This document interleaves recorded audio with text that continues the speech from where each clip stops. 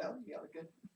Okay, Brother Penn, first, thank you too for sitting in on this interview. A lot of people are interested in your ministry, your work. And so, Brother Penn, would you like to begin with some reflections on y'all's lives together? Well, when I came to seminary in 1954 and reached the age of 55 about 3 days later, I was staying with Brother Paul Goodwin, who was my uncle, and intending to send Missionary Baptist Seminary. It wasn't long until my Aunt Frida, his wife, said, "You need to meet Betty Phillips. She's just a wonderful girl." But I didn't pay any attention to that at all. And finally, my Uncle Paul said, "If you'll date Betty Phillips, I'll loan you my car." Well, visions of people who set you up for a date came through my mind, and I said, "I bet she's fat and ugly, and I'm not going to do that."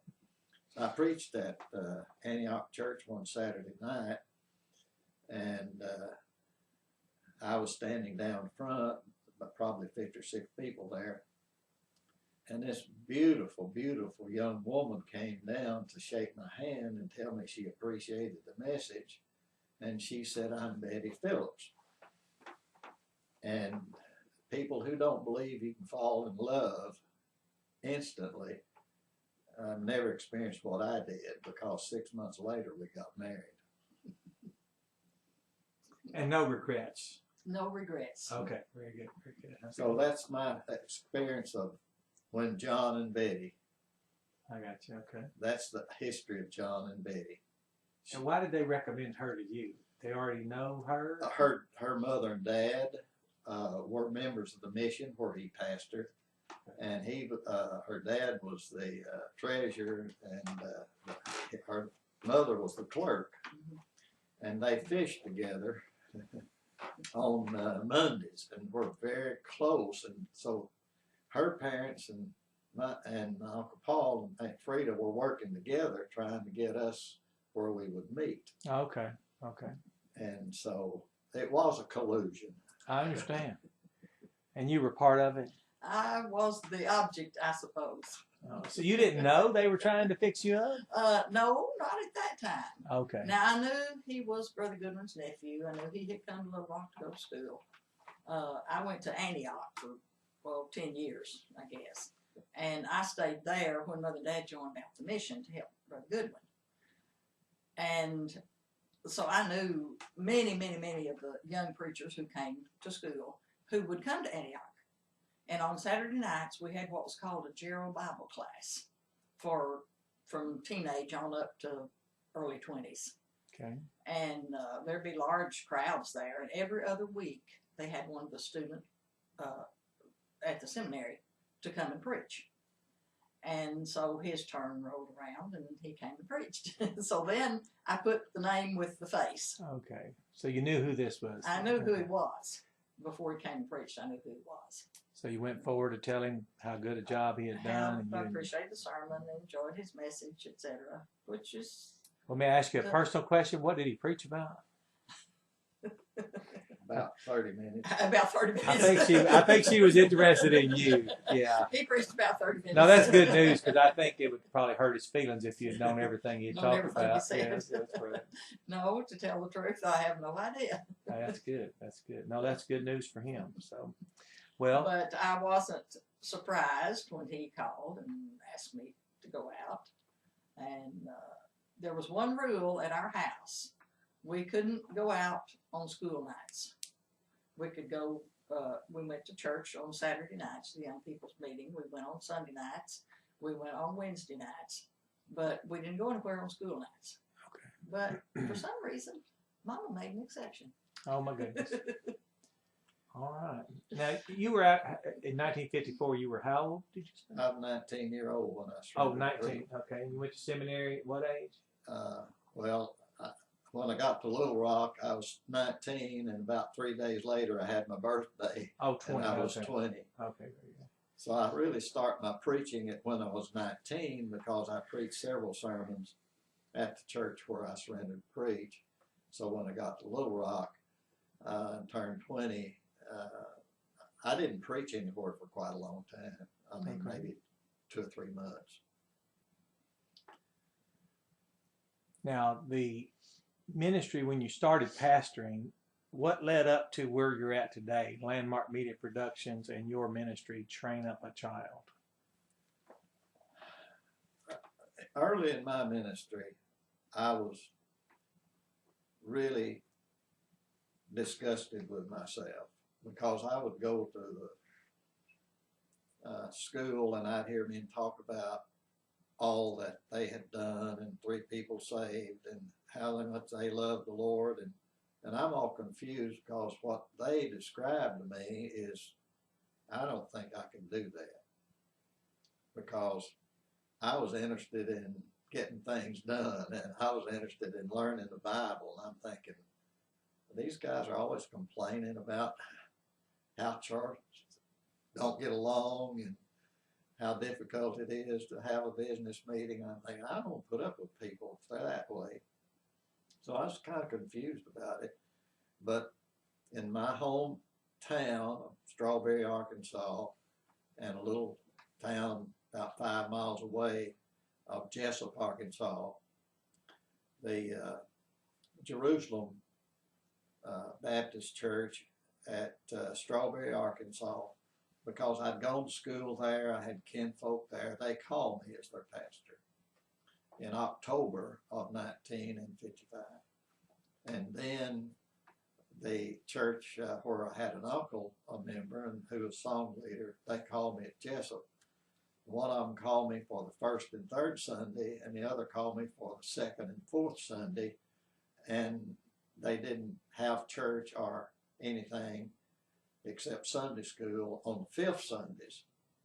I didn't get paid, I didn't get to preach, so I was driving 100 and something miles or getting there, so I just stayed, and I'd go to church with Brother Goodwin. Maybe he'd ask me to preach on the 5th Sunday. And then I realized that where I was very limited. While I was there, everything really increased. They built a new building at Union and started building Sunday school rooms at Jerusalem. But I had an opportunity to go to Forest City, Arkansas, and it's about 10,000 people, and they had a building that hadn't been finished, and the church was kind of down and disorganized, didn't know what to do. And so I went there and stayed about 6 years, didn't we? 7 years. 7 years. And we built and grew. I think the first Sunday I was pastor there, we had like 36 in Sunday school. But our Sunday school ran 267, and there were a lot of buildings that we had built. But I wanted to go and learn some things that I thought would help me in my ministry, because I had a theological education, but my other education had been nothing but high school. So I wanted to go somewhere where I could attend college, and God opened the door for me to go to First Baptist at Cave City, and it was just 12 miles down to what was then Arkansas College. Now all the time and everything where I was, she was Betty. And I would hold revival meetings that were 10 days. And I'd leave and come home with my clothes, and she would iron them and take care of them, because I was leaving the next Monday for another revival. I think in one year I preached 13 revivals almost in a row. And here she is at home without a car, having to bum a ride with church members to go to work. And I was home Saturday night after preaching, and maybe preach Sunday. So I never once in my whole ministry of our lives together did she ever say, "Where have you been?" or "Why did you have to stay so long?" or "What happened?" She never asked me a question. And when I told her what I was going to do, she just prepared to help me go and get there. And then, of course, the oldest son was born, and then we had 3 other sons born. So she carried a heavy load. She was very active in the church, teaching auxiliary and children, and together we built churches because the women loved her and respected her, and I don't think I would have had anything much without her. I see. That's good. She Now- was my steady. I see. I could get mad and stomp around and I'll never preach again, and she'd just look at me and smile. Right. She wouldn't rebuke me. She wouldn't say, "Oh, you knew better than that." She'd just go and doing what she was doing. Right. So how long ago was it that Lamp started? You two started working on that? I think it was 1988. 1988. Okay. What did you think about that? It was just another project. Just something else to do. Okay. I never dreamed that it would materialize into what it is today. Right. Right. Okay. It was just a way to get his cassettes out before more people than just the members of the church where it was preaching. Right. Okay.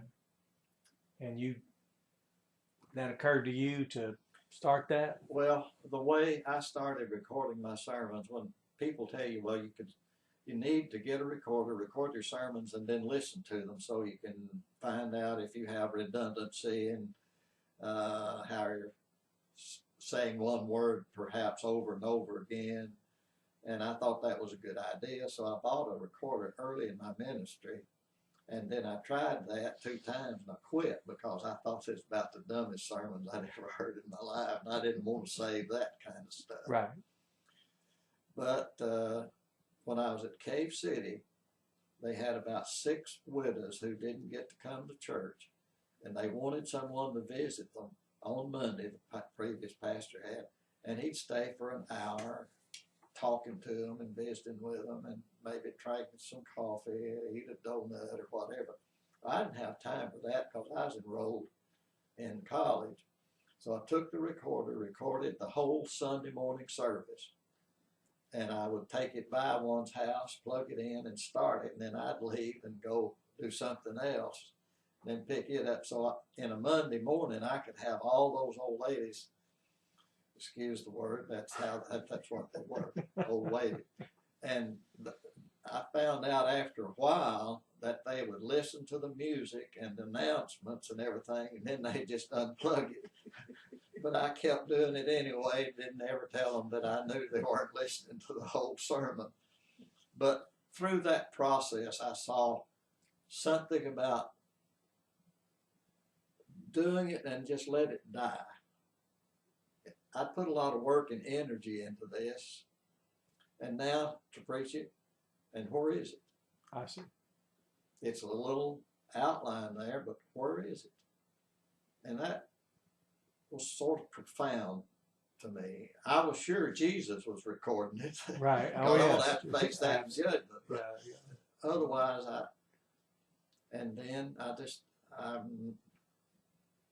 people would miss church because when I preached expositorily, and you're preaching through a book of the Bible, and people miss, they want to catch up. Right. And I thought the best thing I can do is record every one of these messages when I start a book, so that if people have gone 2 weeks for vacation and missed 2 Sundays, give them a cassette and they can catch up.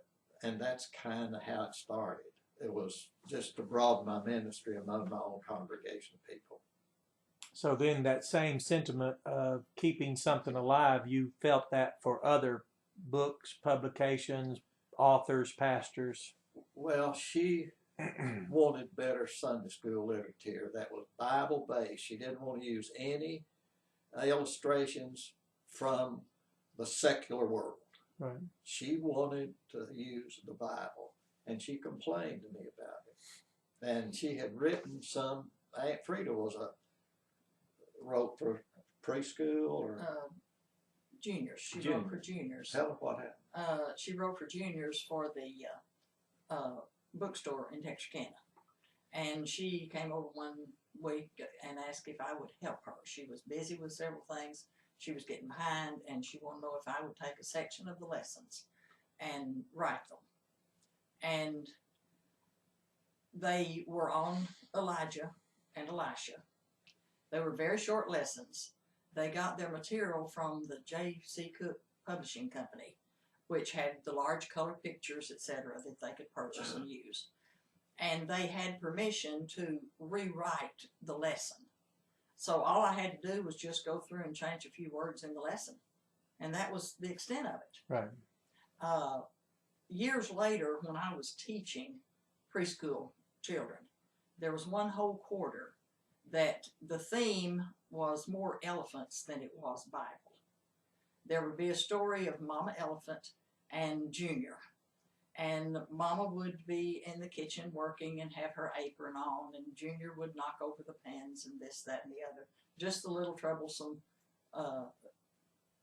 to try to substitute an animal for a child, which children know is make-believe. Right. One of the lessons, the Junior elephant was outside playing and he got stuck in a mud puddle. And he was hollering for help. So Mama came out, and with her, she turned around backward so that he could reach his trunk out, wrap it around her tail, and she could pull him out of the mud. Theme of the story, that's why elephants have tails. Another, Junior So you was, notice the disconnect. the disconnect. That story from the Bible. From the Bible. I got That's not a Bible story. You teach a child that the elephant lives like a human. They talk. Right. They have actions. They go to the market and shop, etc. Then you teach them the story of Balaam and the donkey that did talk to Balaam. And How now, does yeah, the child know the difference? yeah, they could never reconcile. How each do they other. reconcile what's real and what's fairy tale? I didn't want the children in my classes to go away remembering the fairy tale and not remembering the lesson. Right. So that's what sparks your So interest. I started writing my own lessons. Okay. Then I had a lot of people who would ask me, what do you teach? Where do you get your lessons? What curriculum do you use? It was all in my head. Right. I just read the Bible and I taught the lesson. I would find a coloring picture. I got permission from one of the publishing companies to copy the pictures for classroom use only. So then I had a picture for the children to color that would go along with their lesson. I decided that if it was nothing more than leaving a legacy to my kids and grandkids, I'd start putting something down on paper. It was worth it to do that. So I started writing out my lessons and making worksheets that would go with them to reinforce the lesson. Right. Nothing about Jimmy and Johnny going to the zoo and seeing the monkeys, and that taught them that God made the monkeys. I got you. I used creation when God created the animals. Amen. To teach them. Now, how many volumes do you have produced to date? So far, I'm working on volume 11 for school-age children. Okay. And I have volume 6, I think, done for preschool children for the New Testament. And I'm working on I just finished volume 6 of Old Testament for school age. And I have 3 volumes of preschool lessons. Okay. Well, now, as we come down to wrap this up, this first interview, you were the first author then in the family as far as books? I think so. So he's trying. What do you think about the global response BaptistLamp.org has had? I'm thrilled with it. I mean, I can't imagine it's over ever 160 getting the countries. response that we have. Okay. I can't imagine, for instance, the lessons that I write being used in other countries Right. to teach children on the backside of the earth. Right. The same lessons that I teach my children in class. And this is definitely brought full circle what you had hoped to see someday. Of course, you know that we have 4 boys. And they all live fairly close to us now, attend church. One of them's a music director, one of them's a deacon, the other's the treasurer in North Bryant Baptist Church. So, on one occasion, since Betty didn't have a girl, they asked Betty about, would you have 4 boys again if you had your choice? And she said, yes, I would, but not these 4. Well, it was a But feeling. I said it jokingly. We can always edit the tape so your children don't watch this. So. One thing in teaching children that I realized from my own children is how much they learn and how much they comprehend of what the teacher says and how they interpret what the teacher says. Absolutely. One of them was 6 years old, came in from a beginner class, and one Monday morning he jumped out of bed early, ran outside barefoot in his pajamas, came back in with a long face and said, "Mama, did you go cut a rose outside this morning?" "No, it was wintertime. The roses weren't even in bloom." And I assured him that I hadn't, and he drilled me. "Are you sure you didn't go out and cut a rose off of that rose bush in the front yard?" And his teacher the Sunday before had taught the lesson on Gideon, when God told them to reduce their army down to 300 and he would give them the victory, and Gideon was reluctant. And he said, "In order to prove to me that you're going to give us the victory, let the fleece be wet, the ground around it dry. Then to reinforce that, he said, "Let the fleece be dry and the ground around it wet."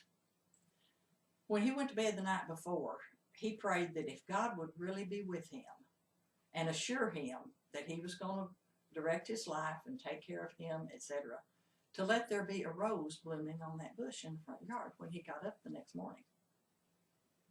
This was a total misunderstanding of the point the teacher was making. But she was not careful enough in making her point that she misled the child into thinking that those things could happen to him. So he went outside supposing a rose would be in bloom in the winter. Okay. And he was going to be elated then that God had answered his prayers and he would really be with him. So that made me more careful in what I teach, more careful in what I write. Okay. And I urge the teachers to be careful in the way they present their lessons, that the child doesn't misunderstand. Okay. I visited a lot of churches when I preached meetings, and I remember one time a pastor came to,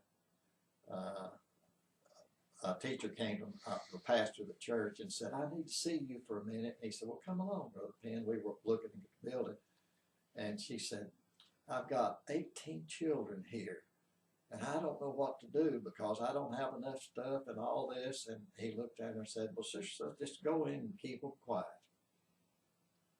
And to me, I thought, what an opportunity to waste. Build a building where they can all, get aggressive about this teaching. And that's when we agreed. We're going to, whenever we're working, we're going to have facilities and equipment and literature. Instead of being stingy with teachers, buy them everything they need. Right.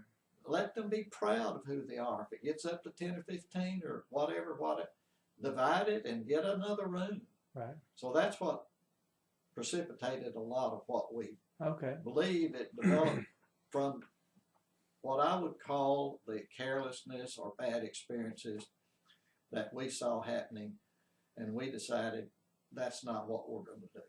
Okay, so just in a word, Landmark Media Productions and Train Up a Child and BaptistLamp.org are just simply the fruit of good stewardship with education and teaching the Bible to people, making sure they get happened one at a time. I got you. Okay.